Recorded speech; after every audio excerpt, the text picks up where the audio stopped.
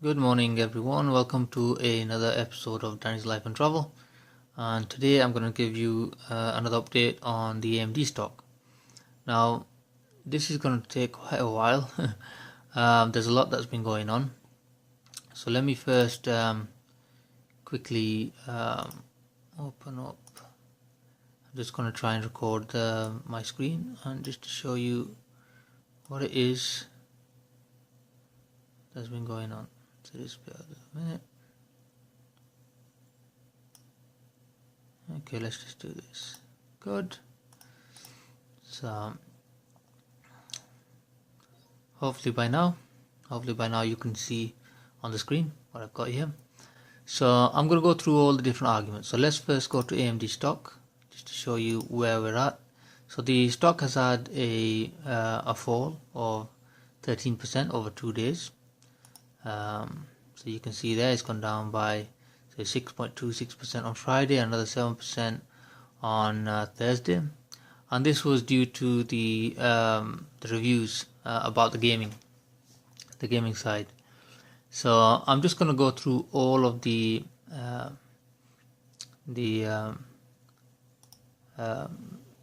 things I have. I've just got all this set up. Just give us a minute.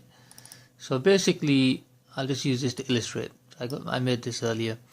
So if you see this, when they did the reviews, they tested them. They tested the CPUs on a few different basically systems. Basically for a few different features. So they had video rendering, live streaming, CAD, work-based tasks. So when they tested the CPU on that, it was fantastic. It was great. It even beat the 6900K, which I can show you on here. Where's it gone?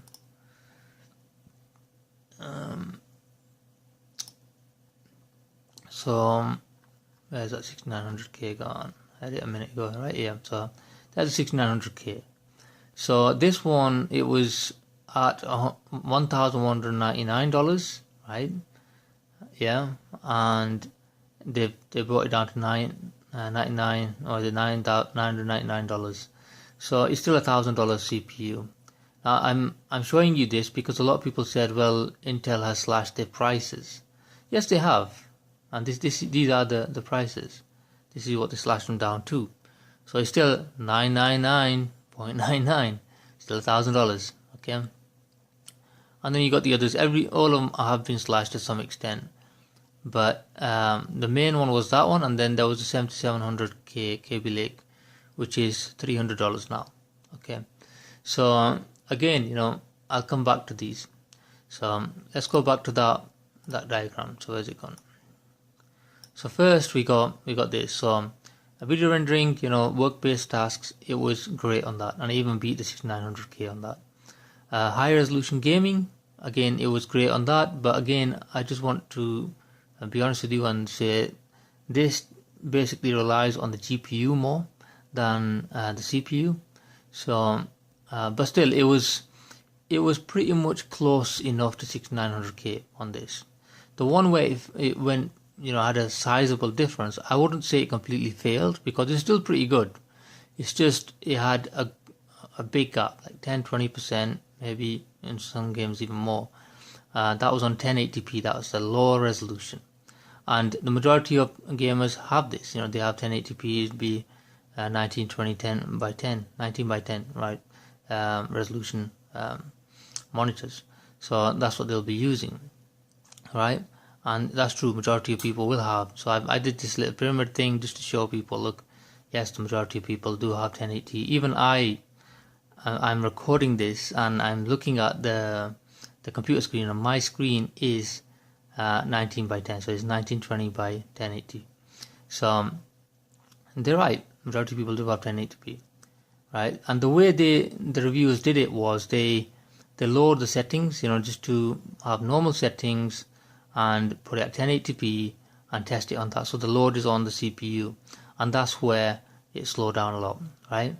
But then AMD's argument, which is a valid argument, and I'll just show you what the argument is. The argument is that basically you should put it at high resolution, and put the load on the GPU, right?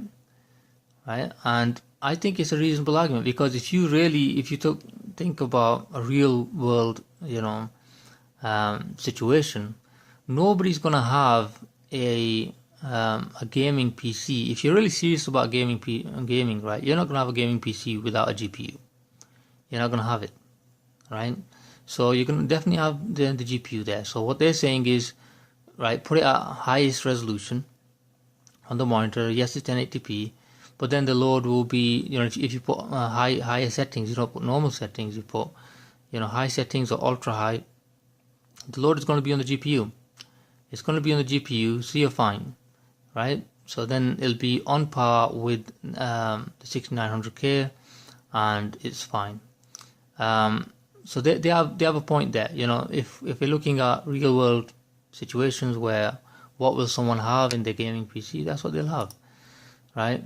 The other part of it is that Ryzen, the 1800K, 1800X and the 1700, they have 8 cores, so they're good at multitasking on that side as well. So if you're looking at doing multiple things, so if you are going to play a game and at the same time go ahead and render a video or do something else, I do it all the time. I will render a video for YouTube or something else, and I will at the same time go and play League of Legends or something else. It's not, the game itself is not hugely taxing, and it's fine. It runs fine, and in that situation, if you want to do that, then Ryzen is best for you, right? And I do it only. I'm not serious about gaming. I'm not addicted to gaming all the time, so I don't have a graphics card. I don't have a GPU, but most serious gamers will have a graphics card, so the load will go on there.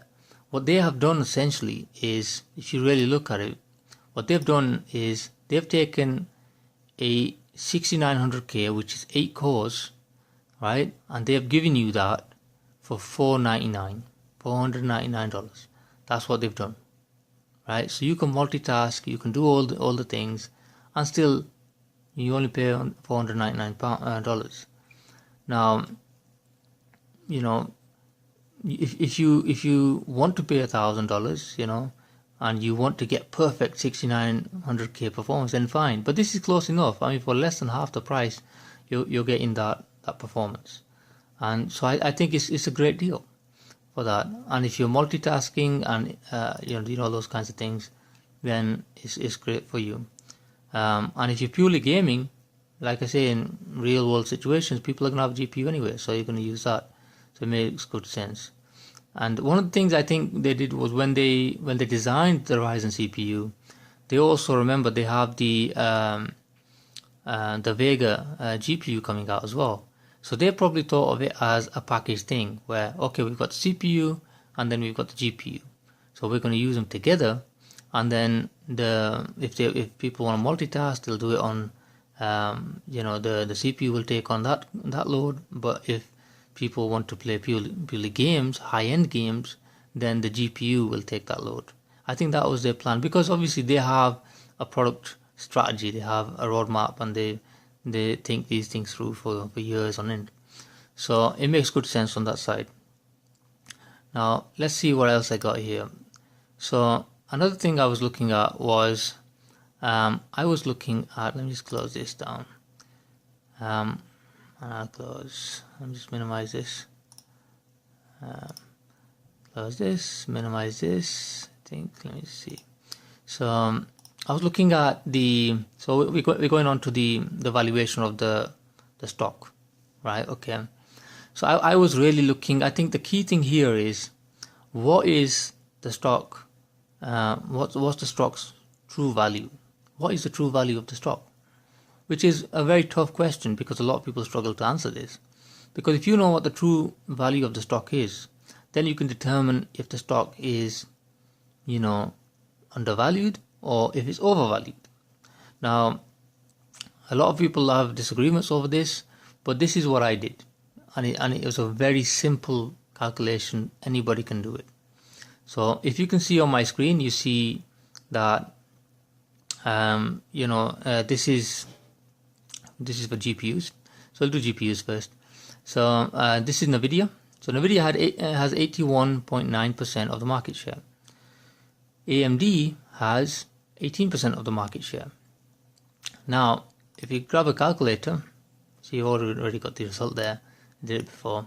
So if you look at 81.9, yeah, so you take 81.9 and you divide it by 18, yeah, and that's 4.55. Okay, so basically what it's saying is NVIDIA has 4.55 times more market share than AMD, right? Okay, so now if we accept that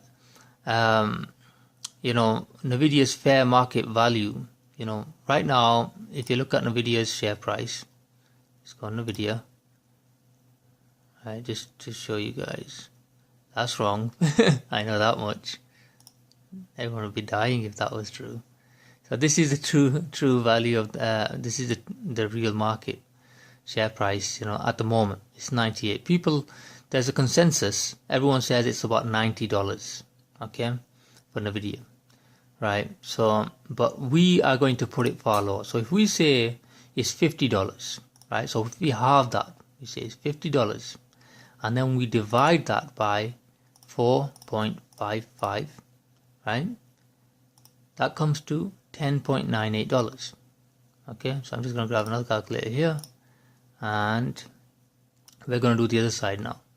So this is NVIDIA done. Okay, so it's saying, what it's saying is on the GPU side alone, if AMD was doing GPUs alone, based on their market share, their value, the stock value should be $10.98. Right, very simple. Now we're going to do the CPU side.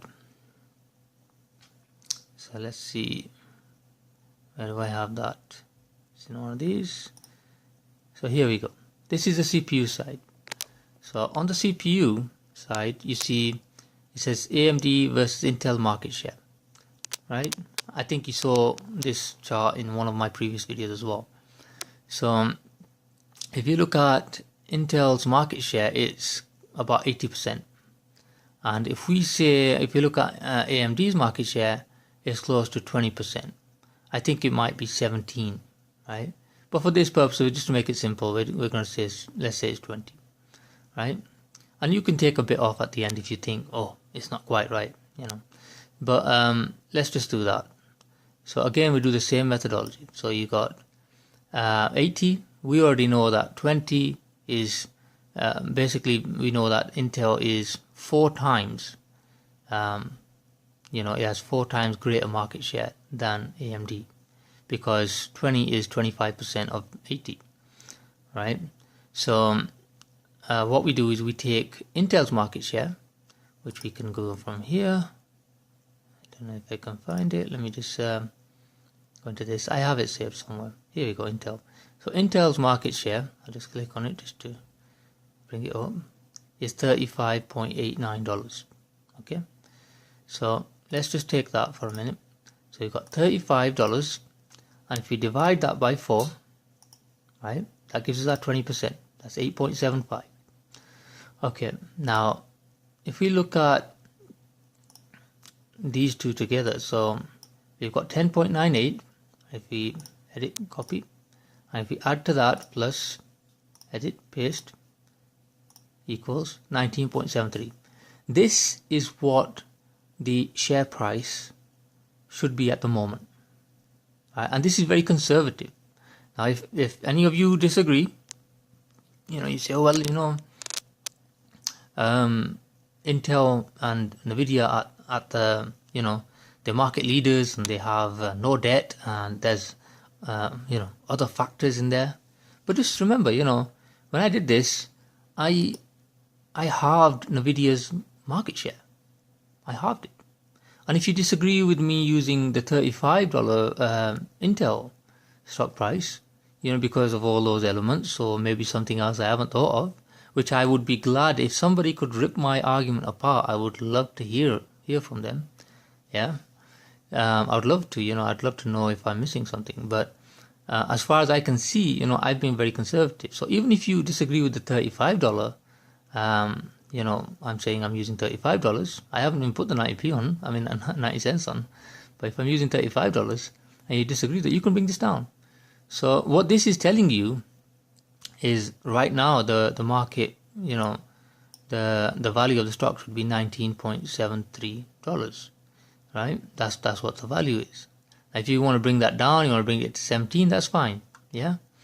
If you want to bring it down to 15, that's fine as well. Yeah, you can bring it down to 15 if you want, and say, okay, that accounts for other elements I haven't thought of. That's fine, right? So put that into perspective first, and then think about this. Now that AMD has launched, right? They've launched the CPU, the Ryzen CPU. And remember, this was only Ryzen 7, right? A lot of people have actually compared this to what do you call it? Let's try and find that CPU. It was a 7700K, I think, from Intel. See if I can find it on here. Yeah, a Kaby Lake 7700K. That was for gaming. They said, look, it's $300, and you're having to pay an extra, what is it? So basically, if you had the 17, let's say you bought the 1700X, right? That's a $329 CPU from AMD, right? And if you're using that, you would get, if you overclocked it even, you would get it close to the 6900K, and you could multitask and do everything that the 1800X could do. Plus, you'd be paying $29 more than this. Yeah, $29 more than this, and that's 8 cores. You get 8 cores, right? So you can do all the multitasking, do all that. Yeah, and you can then wait for the Vega and put that on top. But I understand this. This is a quad-core processor. This is 4 cores. And 4 cores generally are better for gaming than 8 cores. And the other thing AMD said was that the games are not optimized for Ryzen. That's one thing that they said. Right now, they didn't say 4 cores are better than 8 cores for gaming, but they did say, that the games are not optimized, so optimization will be coming in the future. And also, if people want to wait for the Ryzen 5, which will be a 6 core and a 4 core, you can do that as well and have a look at those. They are still coming, right? But for us as investors, people who want to invest in the stock and put our money in the stock, and we have to figure these things out, whether it's worthwhile staying in or getting out, or which way it's going to go. We have to think about what the value of the stock is based on the information we know now, not what will happen in the future, right? Not things that we don't know as fact that will happen in the future, but things that we know now and things that are coming within the year that we know as fact, that we know that will happen. So what do we know as fact? We know that the CPU from the reviews, performs, fine for the most part. It's just the 1080p problem that we have. We know that, yeah? And we know that 1080, 19 by 1080 monitors, majority of people do use them. I agree with them on that because I'm using one. Right? So majority of people do use them. So it's going to affect them on the gaming side with that. Yeah. So the valuation I didn't take into account future growth of AMD based on the products that they're going to launch. Right? So even if you knock it down to $15, he said the valuation is $15 based on what I said. I had 19.73, which is close to the $20, which I've been saying for ages. It should get there. It's a no-brainer, right? But even if you break it down to $15, and then you have to admit that they're going to sell some units. And Lisa Su, who's the CEO of AMD, went on CNBC and she said, we're going to sell millions of Ryzen CPUs. millions, right? So any normal, reasonable person would say, okay, if you're going to sell millions of CPUs, yeah, let's not take her word for it. Let's say she sells 1 million, right? Yeah, still it's going to generate revenue, right? And then you've got the GPU side, which is going to generate revenue. You've got the server side, which is going to generate revenue, right? But what the stock is saying right now, what they're saying essentially with the stock by selling it off, is that it's not even worth $15, and that doesn't make any sense.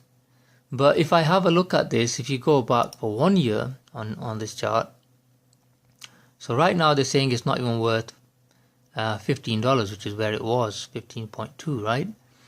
But if you go back, at this point they were saying it's not even worth, it's not even worth $11. So it went down to 9, and then now it's gone down from there. But if you look at last year, it gets even crazy. If you look at last year, it was at $7, 7.49, and they sold off, and they were saying essentially it's not worth $7.51, and then it went all the way down to 5.74, right? So that's what they thought it was valued at, and then it started building up, and then what they were saying is it's worth $6, it's worth $7, $8, $9, $10, $11, yeah, and all the way up to $15. So these things happen. I think what happens is fear. People get spooked a little bit, and they start selling the stock. So for me, it doesn't make any logical sense to sell it when I've just explained it. That I've just broken it down and said this is how I've calculated the value of the stock. Now I understand people use PE and all this to see what the stock value is, and a lot of people have said it's hard to value this stock because it's not in profit. Yeah, and I think it's negative per earnings as well. So there was there's a lot of difficulty doing this, but I just did it in a simple way, and I've said let's knock extra dollars off for things that I haven't thought of and things that give them an edge, and I even halved Nvidia's stock value to do this, right? And it's very conservative. This is a very, very conservative figure. Yeah, at the very least, let's say you're extra conservative, you're even more cautious than me, you're even more conservative than I am, and you're saying, okay, we're gonna bake all of the future revenue in there, right? And then so you're not gonna accept the 19.75, yeah, I mean 73, and then you're gonna put all of the future revenue into the stock as well, and then you're saying, well, still I want to knock it down. Yeah, do you honestly believe? I think it's a very simple question. Do you honestly believe, with what I've done, that the stock is not even valued at $15, even if you take in all of the future revenue, for this year? So that's the main thing. I think it is. So if you're looking at 2-3 quarters ahead, yeah, I think it's worth $15 because of all this I've just explained. The how I value the stock plus future revenue. So it doesn't make any sense to me that people are selling. It's just fear. That's the only thing I can put it down to. Now, if somebody showed me a real, if they did a calculation for me and said, look, this is how I worked it out, this is how the stock is a bust, it's not going to work out, the company is not going to have a turnaround. If somebody could show me that, I'd be more than happy to listen to them. But so far I haven't seen anything like that. So anyway, guys, that's my 2 cents on it. I think I've said enough. So you let me know what you think. You think I'm wrong? Let me know in the comments below. If you think I'm right, please tell me how you think I'm right. I mean, have you done your own calculations? Do you have anything that corroborates what I'm saying? Confirms what I'm saying is true. So I'd like to see, I'd like to hear different points of view. But this was my way of figuring it out. Trying to see if it's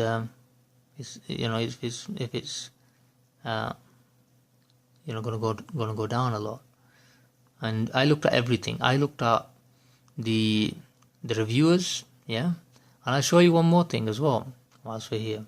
I forgot to do this before. So here we have Linus. So let's see what Linus says here. Let's see if I can get this going.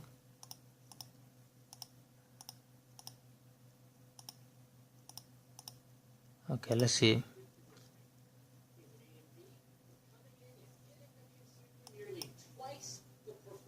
Yeah, so he said that. So his conclusion was this. Well, yes, no, and yes.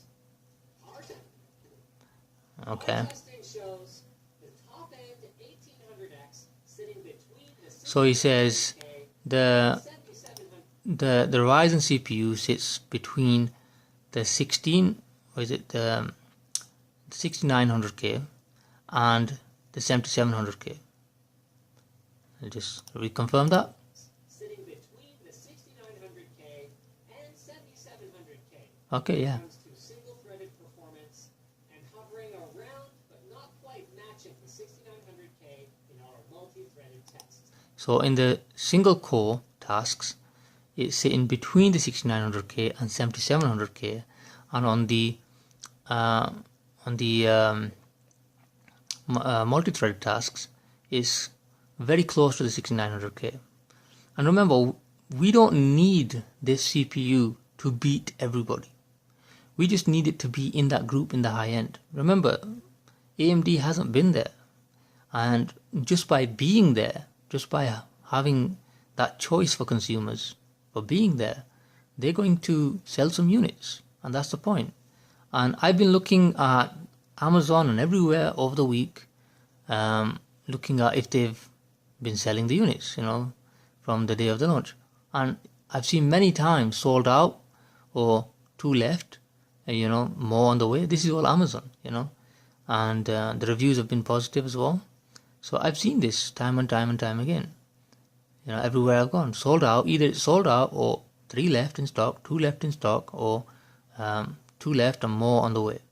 Yeah, and I also saw a video of somebody else who is a reviewer who ordered a Ryzen CPU, and then he had some trouble getting hold of them because they were out of stock on Amazon. And then he had to look around, and it was very hard for him to find one, and he had to go and keep looking, and eventually found one that he could order. I forget all the names of the places where he went and looked, but I just look at these things and I think about it logically. So if people are finding it hard to find the CPUs, they're all sold out, that means sales are good. If the CEO is saying we're going to sell millions, we're ramping up now, that's positive. So all that cash flow, all that is increased revenue, increased profits. And remember, these are the high-end CPUs. These are the ones that are going to make them profit. They are higher profit margins. So I see all that coming, yeah. And the CPU itself, I see it having, it's not all bad, for people who want to game and do other things, like I do.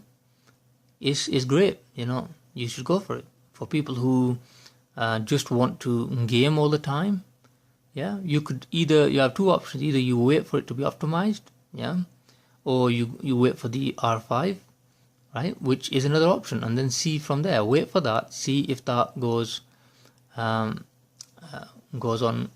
basically goes well with the system. Basically, if it's fast enough. If it's not, then you have the 7700K from Intel if you want to go for that.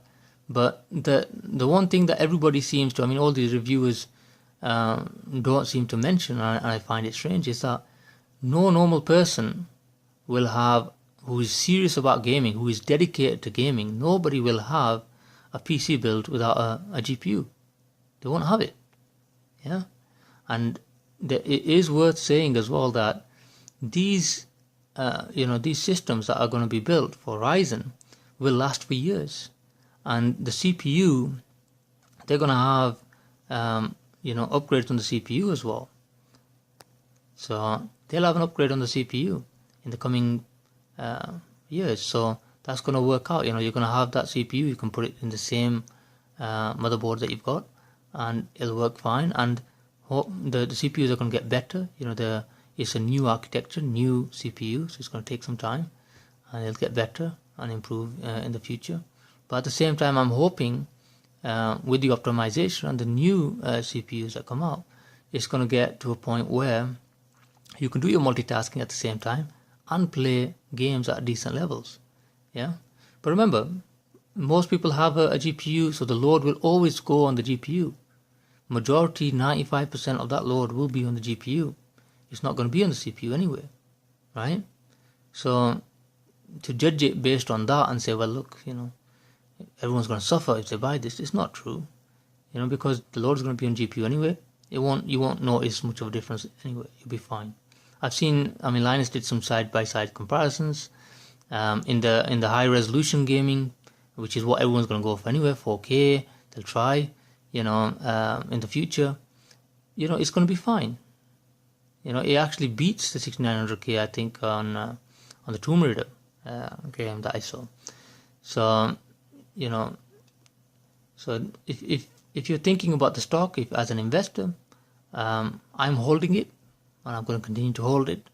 And I think, because of the valuation I just did, it makes good sense. If anyone else can change my mind, show me something better, please do. Okay, I think I've gone on long enough on this video. Thanks for watching, everyone. Please like, subscribe, comment, and let me know what you think. Bye for now.